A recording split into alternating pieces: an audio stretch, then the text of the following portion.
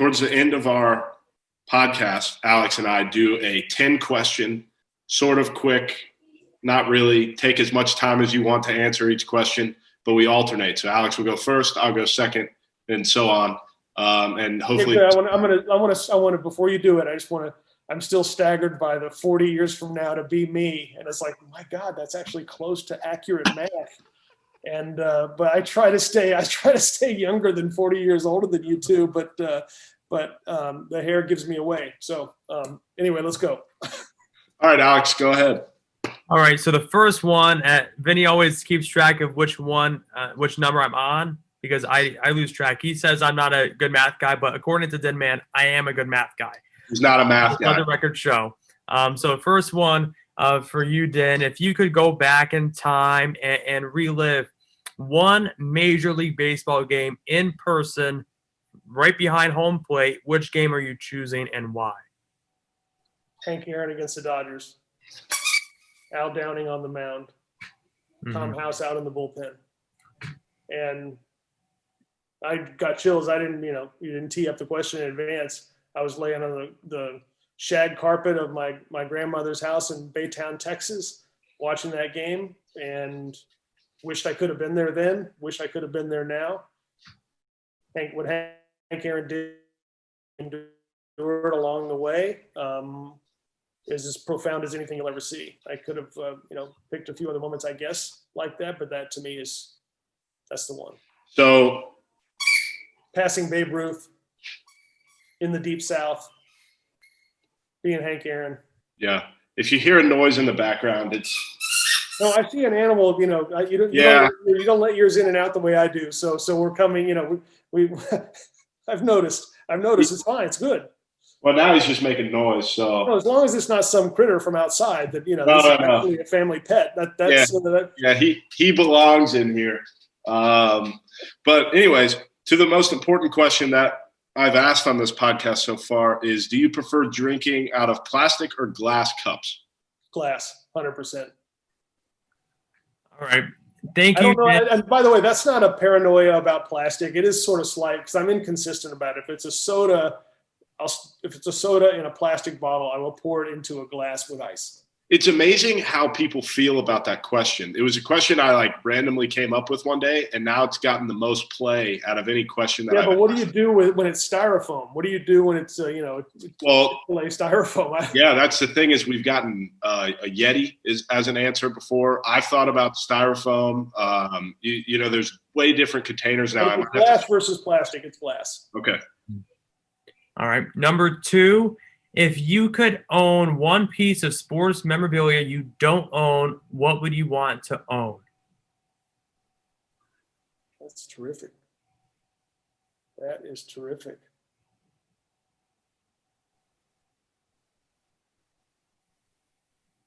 I would have to say, man, that's not easy. That's just nothing easy about that one. Something with maybe the game used jersey that Akeem Olajuwon wore when the city of Houston got its first real major championship when the Rockets beat the Knicks. Bang. What an answer.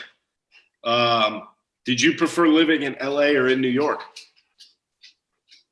Oh, they're so different. Now you're putting me in the middle of Annie Hall, Woody Allen, and the difference between the two. New York. I can walk to get anything in New York, and I can hop a subway or I can get fantastic pizza and Chinese food and you name it. Yep. It has it all, and it doesn't shut down. New York. Question number 3. It goes into that question, I guess. What is your go-to food when visiting? What is your favorite city? Well, let's first see. What's your favorite city to travel to? To travel to? I'm going to take LA for travel. I'll take LA for travel. Yeah. So you get to LA. What is the first food joint or food you're getting when you get to LA? Oh, man. Alex, that was the second question. No. I wanted to figure out because if it's New York, well, it didn't already, it said pizza. You would get pizza. So I wanted to make sure It's funny. LA to me is not as much about food as it is ambiance, and is it about just the location of everything, that the views. And I'd probably just go to this. It's fascinating. It's good. Really good. There's a place called Monty's that is plant-based, basically a Shake Shack of plant-based burgers, and I'm going to say Monty's. That would be my answer. That's it's sort of a new phenomenon and trend. I've got a daughter who's a vegan chef, and while I'm not all in on vegan, I respect it and appreciate it, and that's a great spot. It's like, when I land, I've got certain things that I do, and that's one of the places that I frequent. What is your favorite or your go-to on-plane activity? I'm on my phone. I'm on my phone, probably on Twitter. So you're paying for Wi-Fi on the planes. I am waiting for Wi-Fi to kick in. When that bell goes off, man, it's like a track meet. I don't know who else is like in that race, but I'm gonna be the first one on Wi-Fi. I'm gonna be the first one on Wi-Fi. Yeah. So Twitter on an airplane is the timeline flies. How about that? Yeah. All right. This does not count for my fourth one. It's a follow-up. What's the point of having rules for questions if they're But he's used to the press box thing where there's official score. He's an official scorer. He can decide if it's a hit or an error. And it's just unbelievable. This is one of the cynical things that I'm thinking about press members at the moment. Follow the rules that you give, Alex. Well, what's the fun of doing this podcast if we can't make up the rules as we go along? Unbelievable. including how long it is, by the way. Yeah. Well, and the number one rule of journalism school that I got to follow, even though I'm not really following any, is if you hear a good response and you have a follow-up, you ask the follow-up. So my follow-up to that question is, do you have FOMO, fear of missing out? Of course. Who doesn't? A lot of people don't, I guess, because they're not consuming live content as much as I would expect them to. But when something happens, if I miss something on Earth, I'm disappointed. I like to know relatively quickly what's going on. Mm-hmm. And so I absolutely, I would say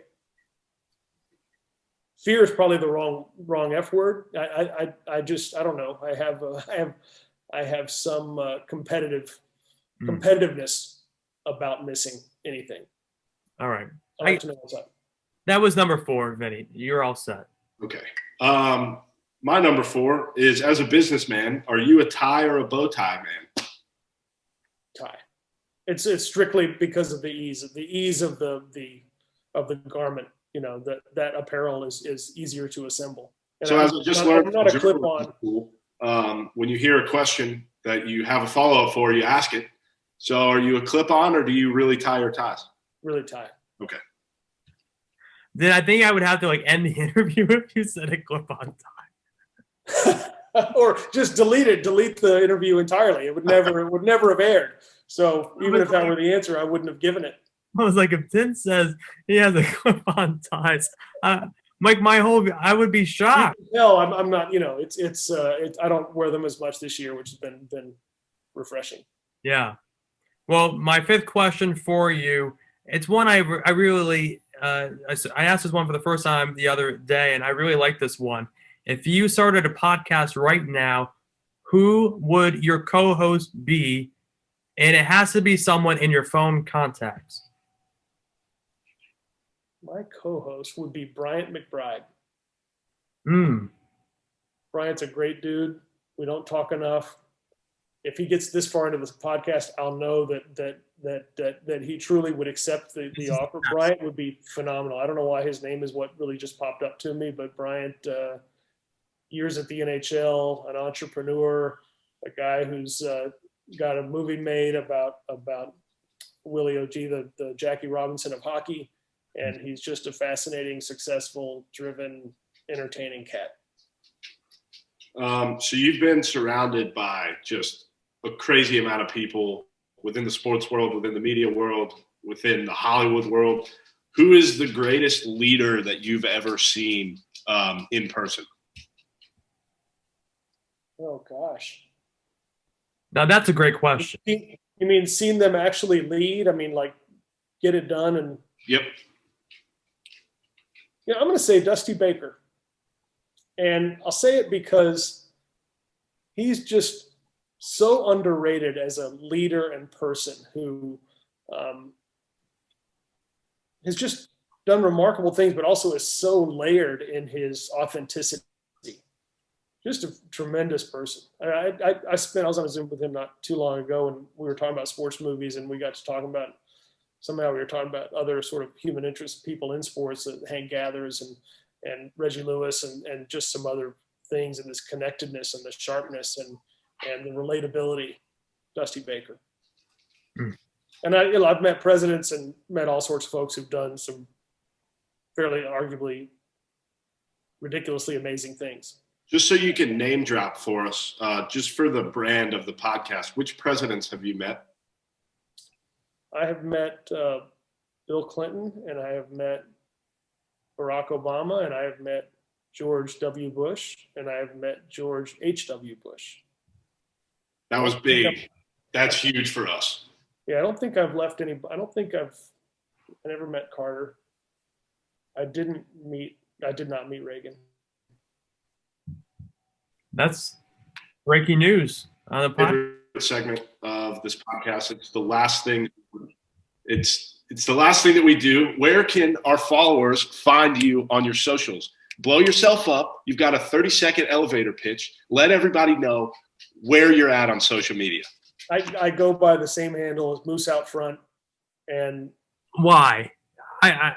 Why Moose Out Front? That's my follow-up question. When John Candy informs Chevy Chase in Vacation why they can't get into the amusement park and it's closed, he says the Moose Out Front should have told you.